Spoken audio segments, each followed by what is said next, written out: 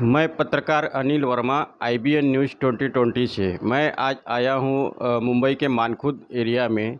यहाँ पे हमारे ग्लोबल कहार समाज ट्रस्ट के उत्तर प्रदेश अध्यक्ष श्री सुभाष चंद्र वर्मा जी से आज हम मुलाकात कर रहे हैं और ग्लोबल कहार समाज ट्रस्ट के ज़रिए जो काम होता है वो पूरी जानकारी लेंगे। ये ट्रस्ट क्या करता है, कहाँ कहाँ इनका ब्रांच है, मैं सब पूरी जानकारी श्री सुभाष चंद्र वर्मा जी से लूँगा।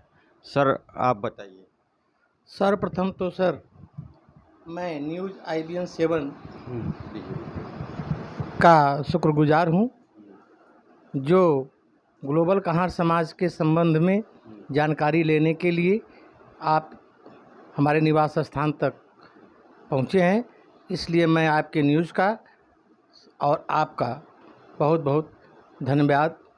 सर मैं कुछ पूछना चाहता हूँ आपसे कि आपका ग्लोबल कहार समाज ट्रस्ट उत्तर प्रदेश में क्या कर रही है? हाँ सर, ग्लोबल कहार समाज ट्रस्ट की स्थापना ही हमारे राष्ट्रीय नेताओं ने ये सोचकर किया है कि भारत में ही नहीं विदेशों में भी रहने वाले जो कहार समाज के लोग हैं उनके बारे में, उनकी आर्थिक, सामाजिक, शैक्षणिक गतिविधियों के संदर्भ में जानकारी प्राप्त की जाए, उनके स्तर में सुधार लाया जाए, उनमें एकता का संचार किया जाए, जो असंगठित लोग हैं उनको संगठित किया जाए और शिक्षा की जो कमी है उसको बढ़ावा दिया जाए। इन तमाम उद्देश्यों को ध्यान में रखकर ग्लोबल कहार समाज चैरिटेबल ट्रस्ट की स्थापना की गई है और मैं उत्तर प्रदेश अध्यक्ष की हैसियत से आपको ये बताना चाहता हूँ कि वाराणसी, जौनपुर, आजमगढ़, चंदौली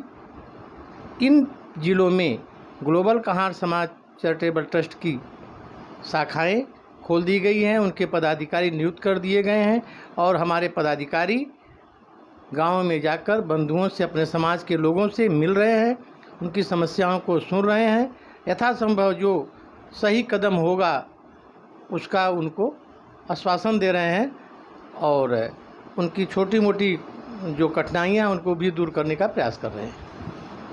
देखा जाए तो कहार समाज में काफ़ी कुछ दिक्कतें हैं, जैसे नौकरी वगैरह का। मुंबई में तो काफ़ी दिक्कतें हैं, उनको कोई बड़ा पद नहीं दिया जाता है, तो इसमें आप क्या बताते हैं? हाँ सर, आज़ादी के 75 वर्ष बाद भी समाज में जो अन्य जात के लोग हैं जितनी उन्नति किए हैं उस अपेक्षा हमारे समाज में उन्नति कम हुई है। हमारा समाज काफ़ी पिछड़ा है। उसका एकमात्र कारण सर शिक्षा का अभाव है। शिक्षा के प्रति लोगों की जागरूकता नहीं है।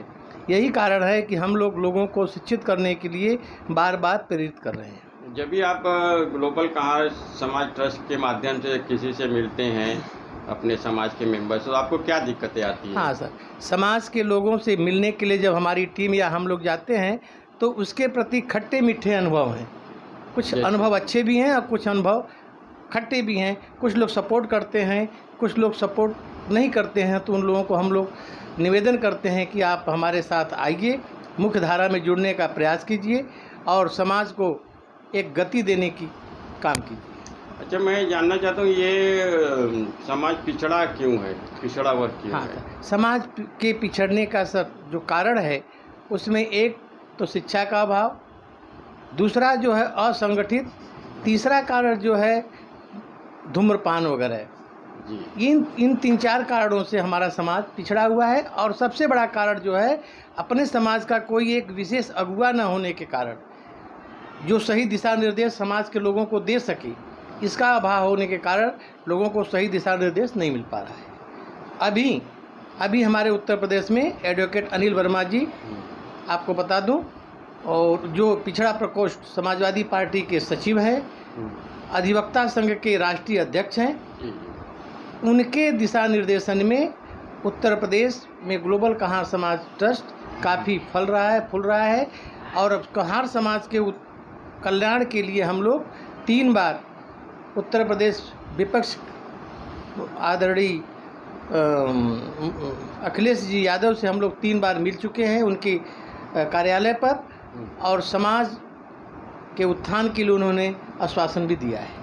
मैं ये जानना चाहता हूँ कि आप और आपकी टीम ग्लोबल कहार समाज ट्रस्ट की टीम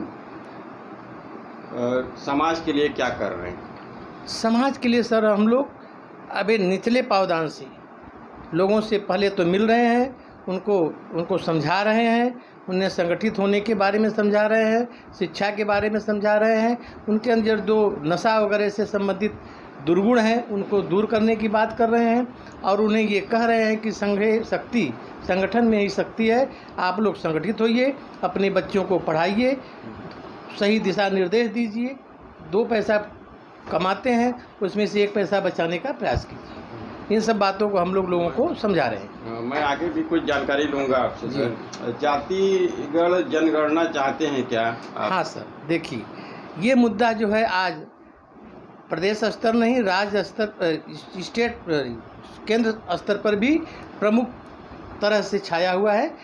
पूरा देश ये चाहता है कि हमारे समाज की राष्ट्रीय जनगणना हो, जातीय जनगणना कराई जाए, उससे हमारे लोगों को पता चलेगा कि हमारी जात की संख्या कितनी है। उस हिसाब से हम वोट तो देते हैं सरकार को, लेकिन अपनी संख्या बल न मालूम होने के कारण हमको अपने उद्देश्य तक पहुंचने में थोड़ा कठिनाई होती है।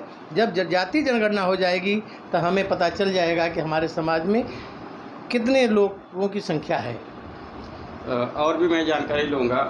आपके समाज का मुंबई में कोई प्रोग्राम या बैठक, कोई मीटिंग वगैरह आगे कुछ हाँ है? जैसा आपको ज्ञात है पिछले साल बैठक हुई थी, इस वर्ष भी बैठक होगी। एक बैठक तो आरक्षण के मुद्दे पर दिल्ली में करने का प्रस्ताव रखा गया है, पेपर्स भेजे गए हैं। जहां अनुमति मिल गई दिल्ली सरकार के द्वारा तो जंतर मंतर पर आरक्षण को लेकर